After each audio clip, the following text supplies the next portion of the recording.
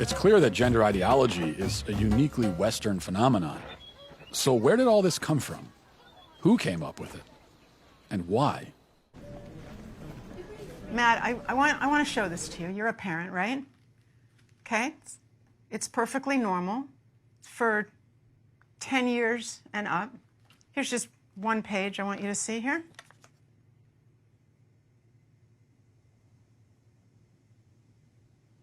For 10 and up, huh?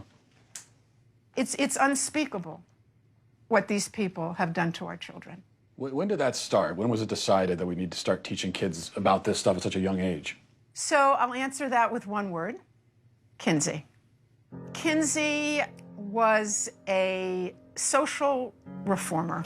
He wanted to rid society of Judeo-Christian values when it came to sexuality. And he worked very hard to do that, and I would say he succeeded. Kinsey would be very happy with our culture today. His idea was that children are sexual from birth, that we're all inherently sexual creatures from cradle to grave. He believed that true happiness is found in a life of perverse sexual experimentation, no matter the age. What came out is that his research was fraudulent. Kinsey based his fraudulent conclusions on data he collected from convicted sex offenders and child molesters. His research was conducted in prisons, not everyday America. He also performed horrific sexual experiments on children, some under the age of 1. His most influential book, Sexual Behavior in the Human Male, contains an infamous chart called Table 34, which documents the orgasms of very young kids, including babies as young as 5 months old. But instead of suffering the consequences for his heinous actions, he was and still is celebrated by academia and Hollywood. His ideas form the foundation for sexual education in public schools today. How do we get from this to you can choose your own gender? Okay, well, now we have another very important character, and his name was John Money. John Money was a psychologist and professor at Johns Hopkins University. Gender ideology was his brainchild. In fact, he coined the terms gender identity and gender roles.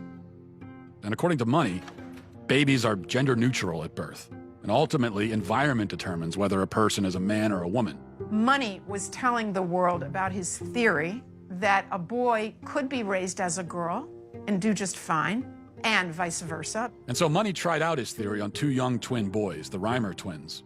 When the twins were 8 months old and they went to be circumcised, the first twin, whose name was Bruce, something went wrong with the machinery and his penis was burnt off. They stopped and didn't do a second circumcision on the other twin, as you might imagine.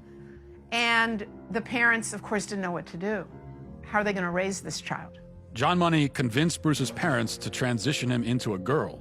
Money also conducted sexually abusive experiments on the twins throughout their childhood, including forcing them to simulate sex acts on each other. He reported up to the age of 10 that this was a complete success.